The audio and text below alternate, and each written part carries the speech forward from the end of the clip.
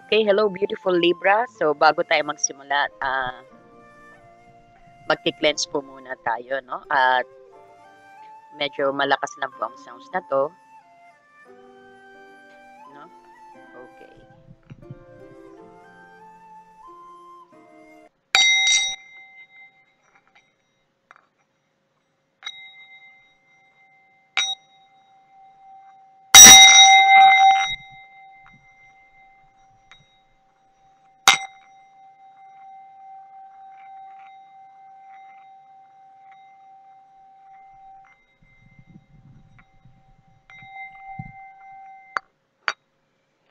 Okay, ayan po. So tandaan, no, Libra, ikaw yung sumisimbolo ng balance at harmony, no? So ngayon, pwede kang huminga ng malalim, i-set aside mo muna ang lahat ng pagdududa at indecisions. So mag-focus tayo sa katotohanan na inaalok ng card na to, no? So, titignan natin kung ano ang dapat mong malaman, no? At ano rin ang mga hamon na parating sa'yo. So, ito is para sa iyong October 15 to 31. So, hingi rin tayo ng gabay sa ating Romance Angel at sa ating mga Archangel, no? Kung sino man ang maggagabay sa'yo. At kukuha rin tayo ng kung saan ka dapat mag-focus, no?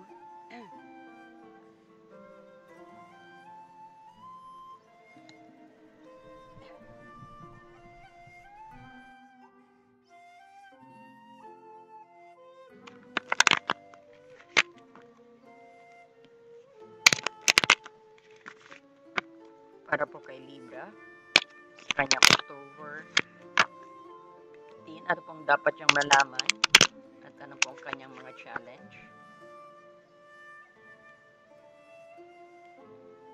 Yan.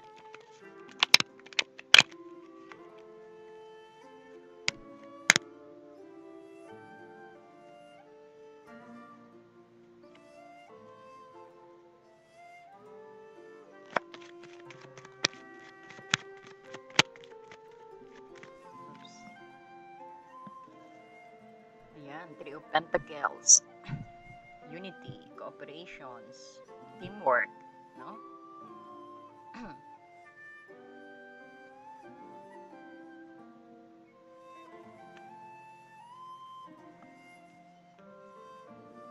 May growth din, no? Sa iyong abundance.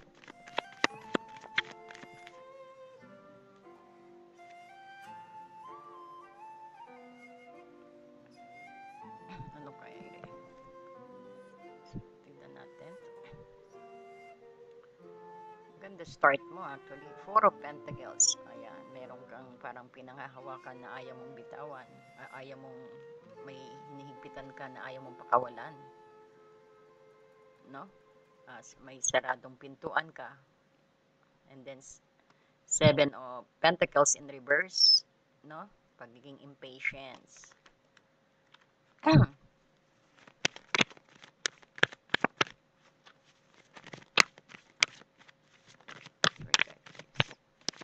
Para po kay Libra, dapat yung ayan, Five of Cups. Nako. Ganda sana may Three of Pentacles ka, may growth ka, and then but you are parang focusing on disappointment dito, sad, loss, no? Sa Five of Cups. Ayan, kung nakita nyo, may cup na natumba. Pasarado pang iyong pintuan. No? Mamaya explain ko po lahat yan. No? Maganda pong ano na to. Five of Cups, kita mo, nakapokus ka sa dalawang nakatumbang baso. At meron ding pang tumingin ka lang sa likod mo, may tatlong no? May tatlo pang nakatayo. Parang yan yung pinaka-hope at gawin mong tool, no? To move forward. So, no? Buksan mo lang tong pintuan na to. And this is sadness. Parang tingin mo wala nang nagmamahal sa'yo. And then you have the Empress in reverse. Oh, nareversan ka ng Empress. Parang lack of resources or some of you din na meron false alarm sa pagbubuntis, no? Okay. So, Four of Pentacles mo. clarify ng Empress in reverse. Parang creativity mo na no? Nag-block.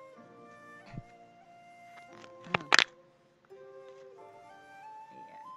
May strength ka in reverse. Actually, last month din, no? Medyo talagang you're in a trial. Pero after nyan, dugtong-dugtong mo lang yan. Marami ka ng weapon, no? Marami kang, you've been through a lot of hardship. No? Pero magandang reward niyan, malamang. Ayan, tignan mo. Kita ko na reward mo, oh. You got the, continuations talaga to ng story mo, Libra. May strength in reverse ka. Ayan, may sun ka. Lupit. As you could see, meron ka rito na 3 of Pentacles, 4 of Pentacles, at 7 of Pentacles in reverse. So, sa lahat, parang kita mo dyan is something to do with money or let's say material energy. And then, meron ka rin 5 of Cups, the Empress, and the Strength. So, kung makikita mo dito, Libra, no? Ang 3 of Pentacles dito, ito yung sinasabing unity, no? Or sabihin natin pakikipagtulungan. Or let's say na ito yung teamwork din. Could be sa career mo. Nakikita natin sa workplace mo is magandang pagsasamahan. Everyone is giving idea sa isa't isa. And makikita mo dito with respect. But which is followed by 4 of Pentacles. So parang maybe they are cooperating, no? But you are neglecting him. You're trying to shut down your door to them. Parang sinasarado mo ang baka ikaw yung taong hindi nakikipag-cooperate. They wanted to enter to you, no? They wanted you to collaborate with them. Since your door is closed, no, parang you are holding something so tight na hindi mo ma-release or hindi mo kayang bitawan dito. Or this is also nasabihin natin, hindi ka open sa nire-reject mo sila or sabihin natin hindi ka open sa pakikipag-teamwork sa kanila o pakikisama sa kanila, no? So, you are actually closing your door, pinadlock mo pa rito, and then double lock pa. O, di ba? Meron kang ayaw ilabas dito, no? Pero you are very comfortable kasi you are stable naman dito pag 4 of Pentacles. Means that you have something also na very komportable ka na okay na yan, ayaw mo madagdagan, ayaw mo rin mabawasan, no? So, at ito rin pagkasarado ng iyong pintuan, makikita mo rito, no? Parang hindi ka willing to enter someone. Pag sa pag-ibig, hindi ka, para din sabihin natin na kontento ka being single, you're not entertaining any manliligaw dyan, talagang sabihin natin na hindi ka pa rin siguro handa or andyan pa rin yung sabihin natin, sakit na nararamdaman mo sa previous relationship mo. So, you are trying to shut down muna, sinaset aside mo muna ang puso mo before ka siguro is parang kontento ka being single din dito, no? Pagdating sa pag-ibig, no? And nakikita mo rito ang konting pagiging impatience, no? Because of the 7 of Pentacles dito. Ito yung sinasabing kawalan ng pagtitiis or pagpapasensya, no? So, mamaya I will elaborate more dito, no? So, sa taas muna tayo. Pero look at your outcome, no? Which is beautiful. Because you got the sun here, ang pinaka-outcome mo. So, I will explain further dito sa 4 of Pentacles mo. Dito pala sa 3 of Pentacles. So, pagdating sa love life, no? Actually, ang card na ito yung nagpapakita rin ng good foundations. And this is also compatibility, team effort, no? So, nakikita natin may potential ka na para isang solidong relasyon actually. O merong partner ka na willing makipagtulungan sa iyo, no? Para mapaganda ang iyong pagsasama. So, but you're not accepting it. Sabihin natin, di ka nakikinig. Parang, you're not open on that, no? Parang you're happy being alone here na pinadak mo sarili mo. Nagkulong ka. Parang ganun ang energy. So, kasi ito kitang-kita, na kasunod kaagad sa And why? Because you are focusing dito sa sa less na nawala sa iyo. Kahit anong pasok nila sa iyo, you are nakapokus ka sa nawala sa iyo, nakapokus ka sa nakaraan, nakapokus ka rin sa sabihin natin sa toxic na pag-iisip din. Or nakapokus ka sa mga bagay na natapon na pilit mong binabalik. And so, ang Three of Pentacles din is, sabihin natin, halimbawa, meron kang kasalukuyan o nakarang effort na nagpapatunay na kaya mong bumuo ng magandang relasyon dito. Ayan yung sabihin natin sa successful, no? Parang meron na kayong pinaplano sa future. Or sabihin natin is kinikilala ng mga tao din ang ganda ng partnership ninyong dalawa. No? Kaya lang biglang naglaho yan, no? Because dumating dito ang Five of Cups.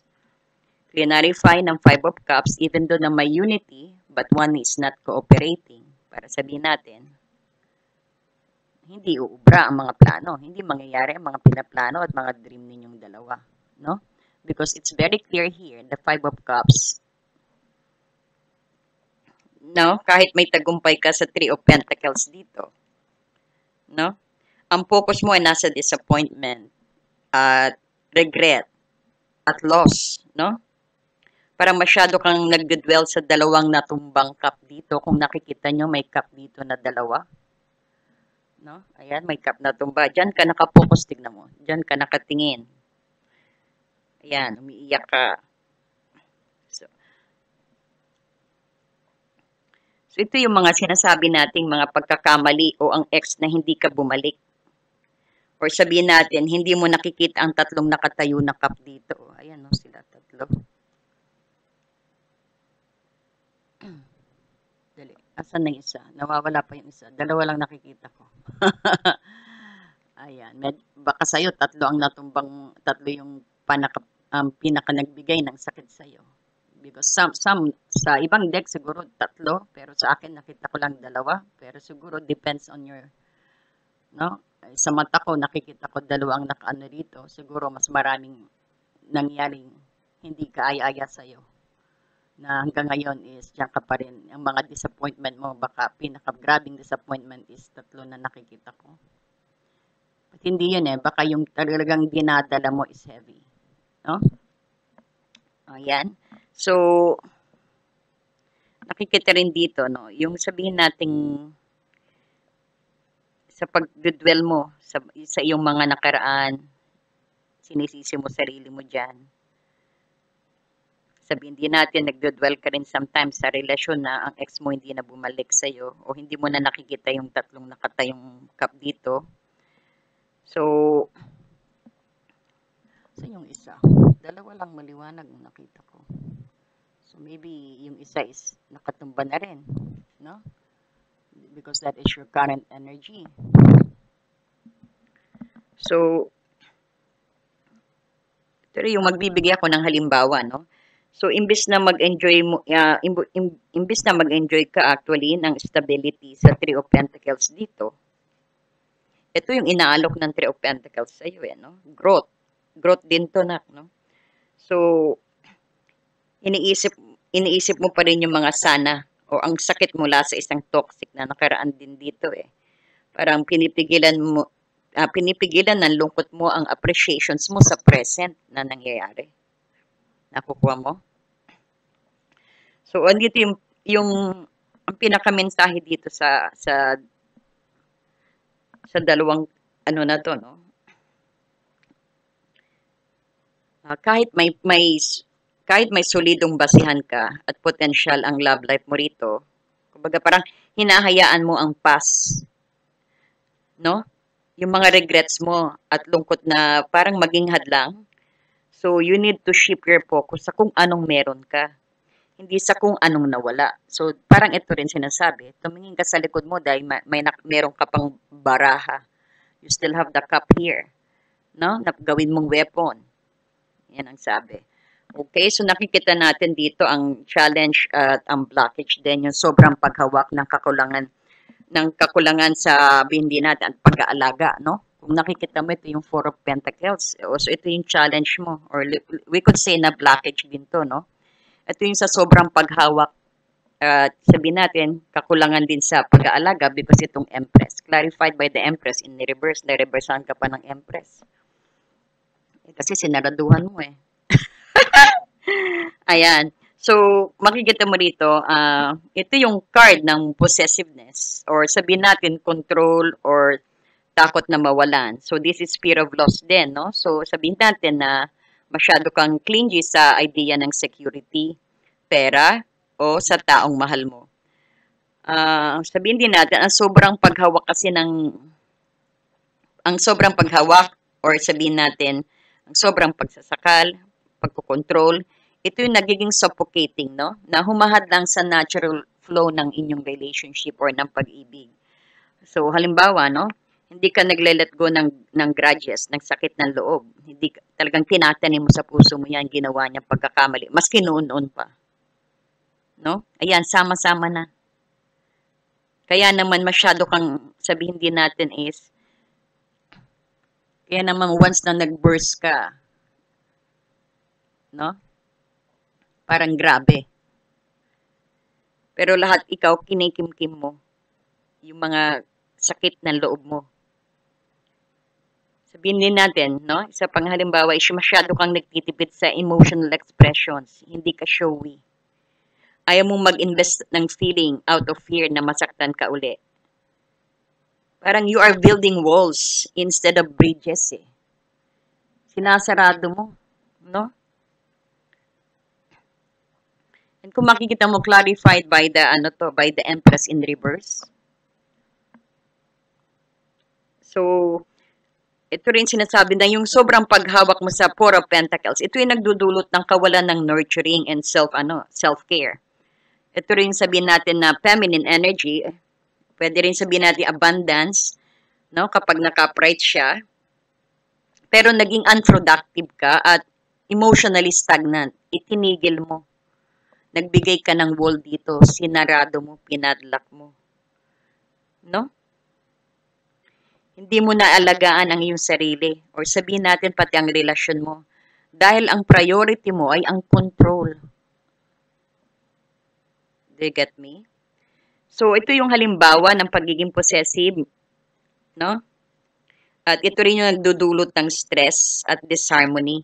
Kaya, nawawala ang natural na joy dito eh. Pati yung creativity mo as being the Empress na naging Empress in reverse sa iyong relations, no? So, you are not receiving, you are giving love generously dapat, no?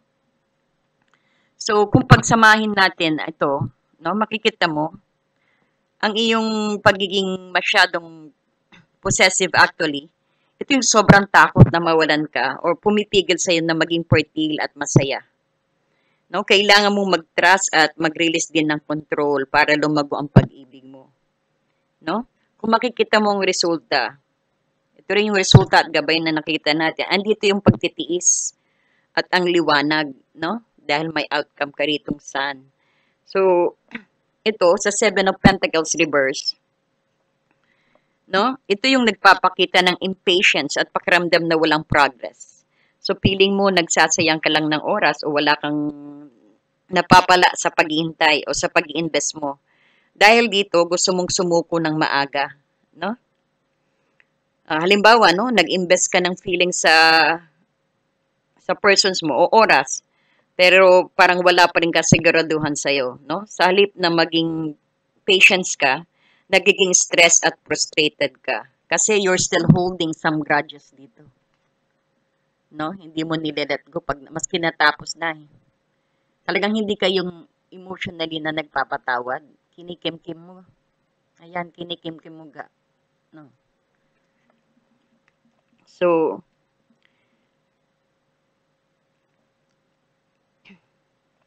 kita natin dito, parang gusto mong sumuko ng maaga. O, halimbawa rin yung pag nag-invest ka sa sa trading, nag-trade ka, no? parang bumababa, ayan, nawawalan ka na ng pag-asa. Or sabihin natin sa biglang tumaas, ini-stop mo yung pagte-trade mo, no? Biglang tumaas, ayun, may panghinayang, syempre. Kung nag-invest ka na ano, magtiis-tiis lang ng konti, no? Dahil biglang mag-grow kasi kita mo, guaranteed ang outcome. Kung may proyekto ka, tapos dahil sa pagiging impatience mo, pagdating sa karera naman, no?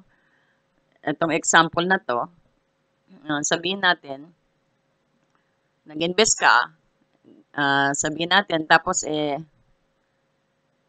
itinigil mo, ayan, naging ano na, ayan, biglang merong ng, o sabihin natin, biglang meron ng nagpasikat niyan, no? Adi syempre, ah, gagawa ka lang ng paraan na babaan mo ng konti yan. Di magiging positive outcome yan, no? Tapos iba, some of you naman, isinarado ang business right away, no? Biglang naging demand yan ang ano, yung product na binibenta mo, sinisell mo, no? Sinarado mo na, edi wala. Di hinayang ka ulit niyan. So, yan ang importante yan ang sinasabing patience is virtue ang dapat pairalin. No? Pero itong October 15 to 31 mo, hanggang mabuti at napanood mo to, parang mag-wait ka lang ng konting panahon na sa paglago, especially sa mga investment. No? Kung na-invest mo na-start mo na invest, magtiis ka na lang siguro ng konti and wait mo kasi meron kang outcome na success dito eh. No? Huwag pairalin ng pagiging impatience dahil parang na-waste mo yung pundasyon mo. No? Yung pera at energy mo dyan sa proyektong yan. Tapos ititigil mo. No? And then, kung nakikita mo rin dito, may isa pang halimbawa, sabihin natin, nakikita ko rin dito na sa halip maging, ano ka, no? Sa halip na maging patience ka, nagiging stress ka at frustrated ka. No? Kaya gusto mong mag-full out. Kahit malapit na pala ang harvest, no? Maski, ayan na, malapit na, 3/4 na, konti na lang, isa na lang, no? Mag-harvest ka na, bawa, nagtanim ka ng palay, no?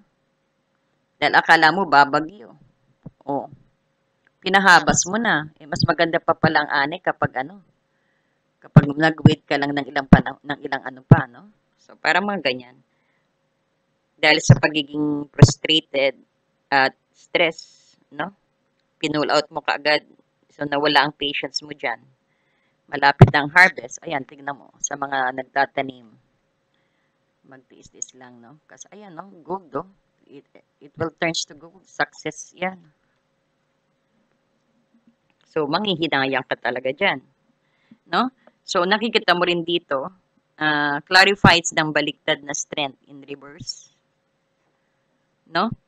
So, ito yung impatience at frustrations kung sasamahin natin itong dalawa kaagad. So, makikita mo rito, no? Clarify ng strength ang Seven of Pentacles in reverse. Ito yung humahantong sa kawalan ng inner strength or yung pagdududa at kulang sa tiwala sa sarili.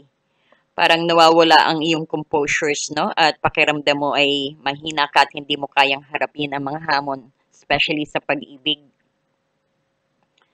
No?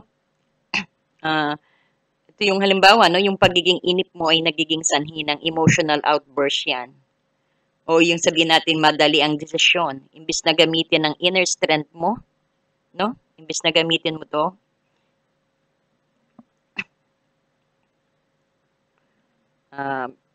pinapairan mo ang takot.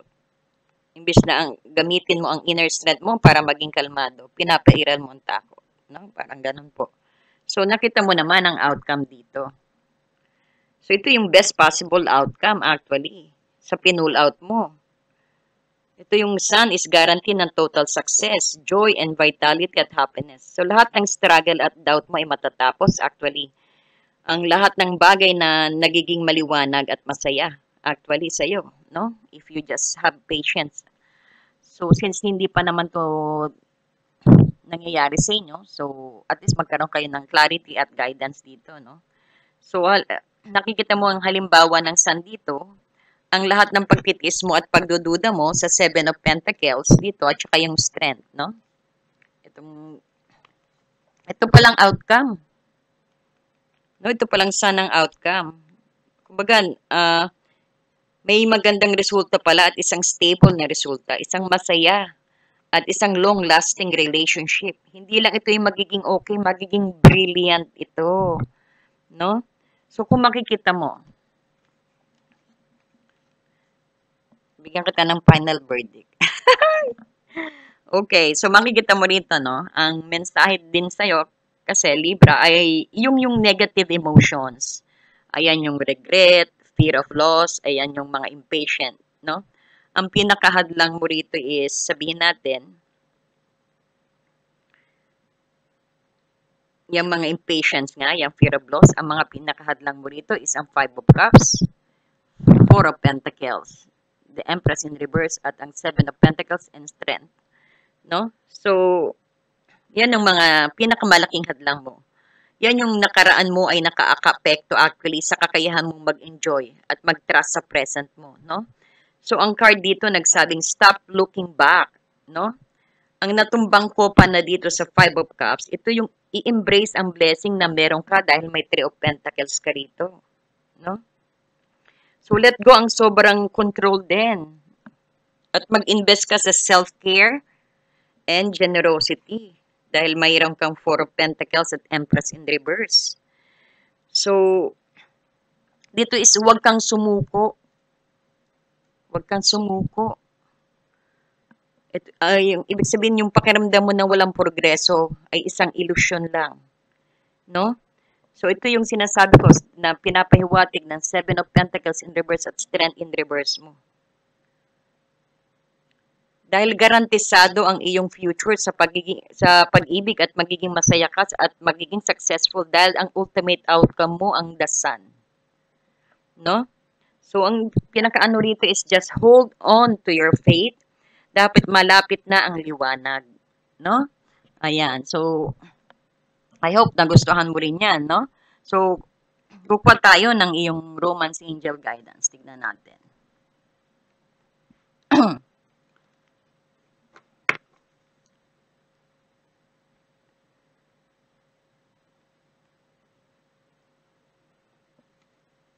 Okay, Spirit Guide.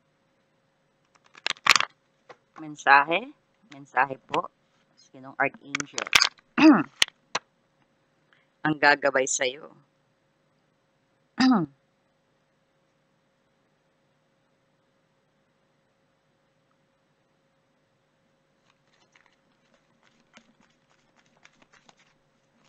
Sino ang gagabay? Ano pong mensahe?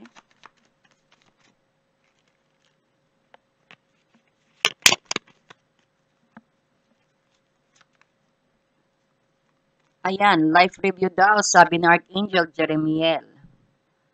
Take inventory of your life and resolve to change and heal anything that is unbalanced. No, i-connect natin dito sa card mo nga. Tingnan natin kung tama nga sinabi ni Archangel Jeremiel. No, si Archangel Jeremiel kasi ito yung tumutulong sa atin na magsagawa ng life review. Upang matuto ka sa nakaraan, no? At mag-heal. Ayan mga nakaraan mo. Ito. Na you're still holding on. O sabihin natin, ang mensahe nito yung kailangan mong lumingon sa iyong love life, hindi para mag-regret, kundi para matuto, no? At makahanap ng closure, no? So, kailangan mong i-process ang mga past relationship at experiences mo para malaman mo kung ano ang pattern na nauulit na paulit-ulit na nangyayari sa'yo, no?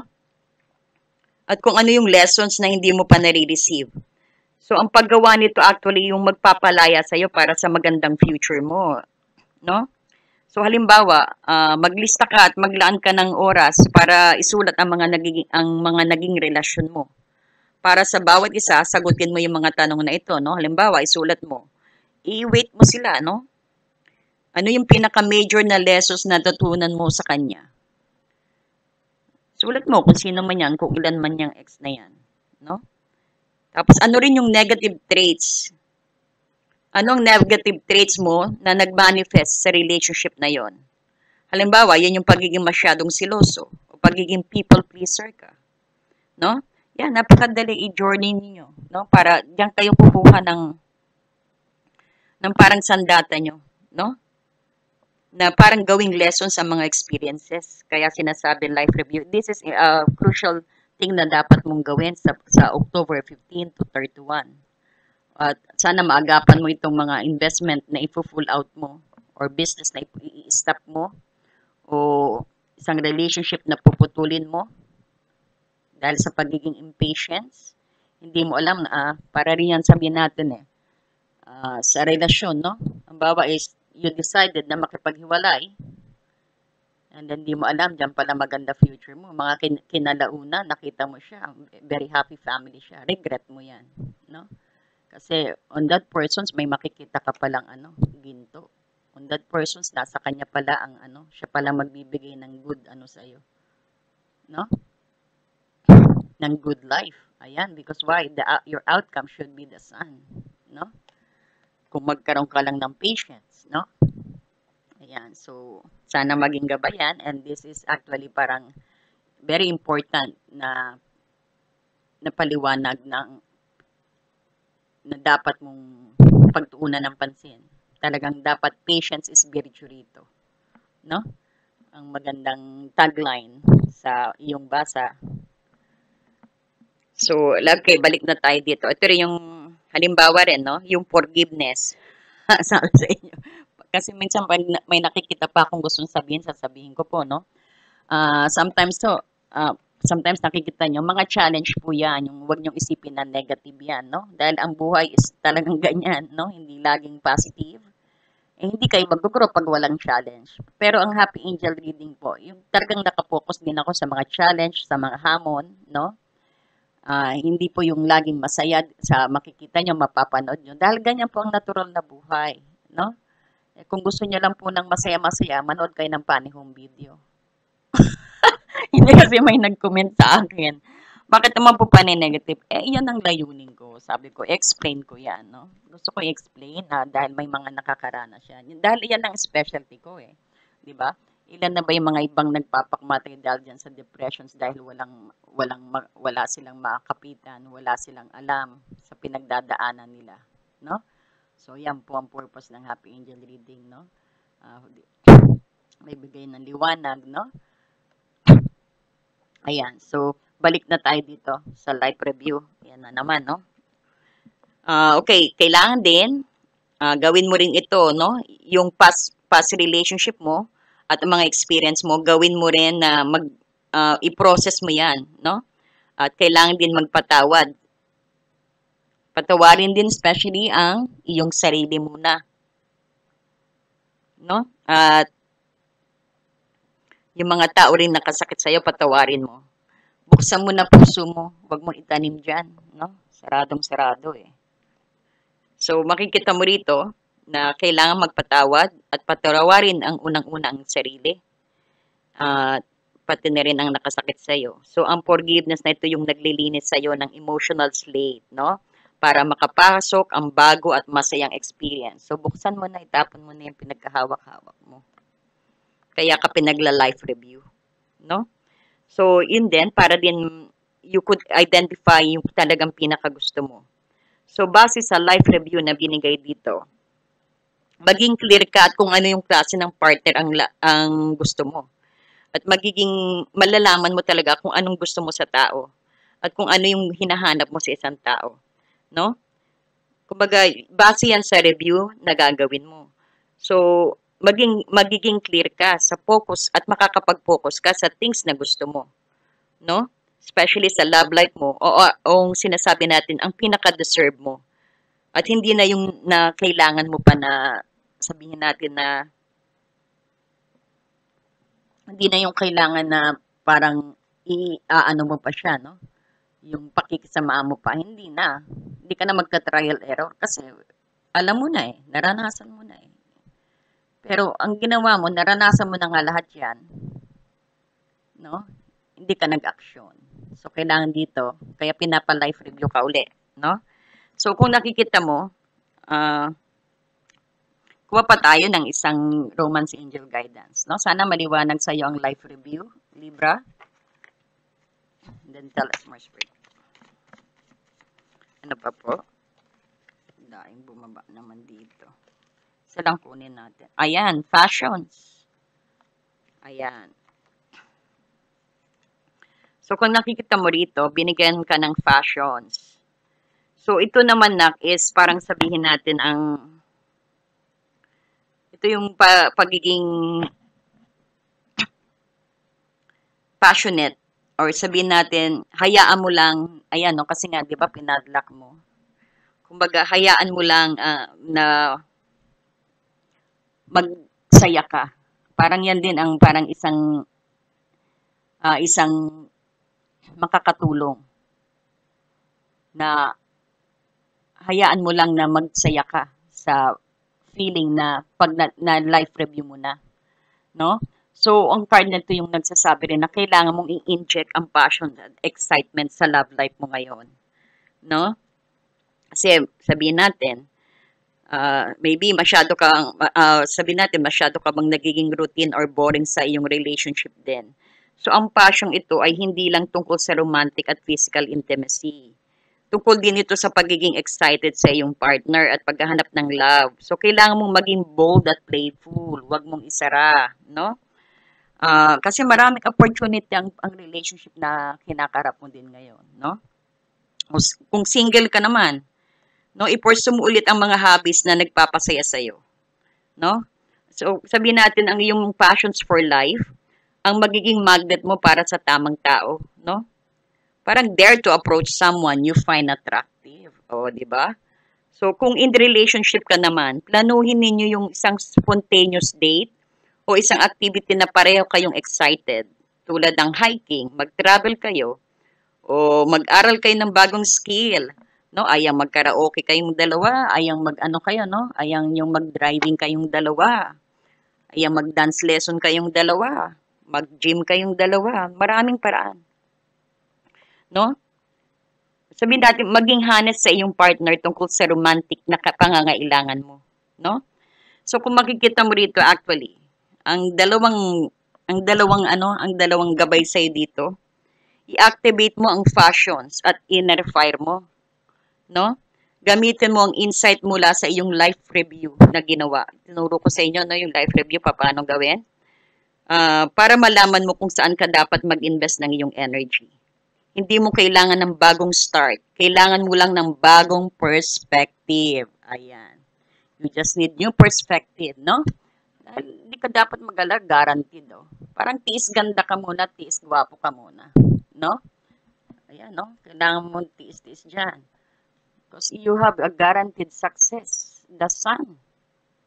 Okay? Sana nagustuhan mo ang ating reading. So, if you don't, kung bago ka po sa ating channel, please don't forget to like and subscribe and hit the notifications bell po, no? Marami pong salamat sa inyo sa mga nagko-comment. Ayan. So, thank you so much and God bless you all. Dear friend, have you ever felt so stuck, hurt, or hopeless that you knew something had to change, but you didn't know how things would work out? A time when you could have really used more insight and guidance, or at least a new way to nurture yourself and bring a little more peace into your life. We all struggle with our own issues, self-defeating patterns, and conditioning, all of which color our views of ourselves and the world, whether we're aware of it or not. Add in the chaos of modern life, and it makes sense that you might not know what to do, where to turn, or even what's holding you back. But what if you had a tool that could help you not only relieve stress and anxiety, but also help you focus on self-care and get clear on what blocks your way to living the life you truly want and deserve? In HAR, everything will be revealed to you.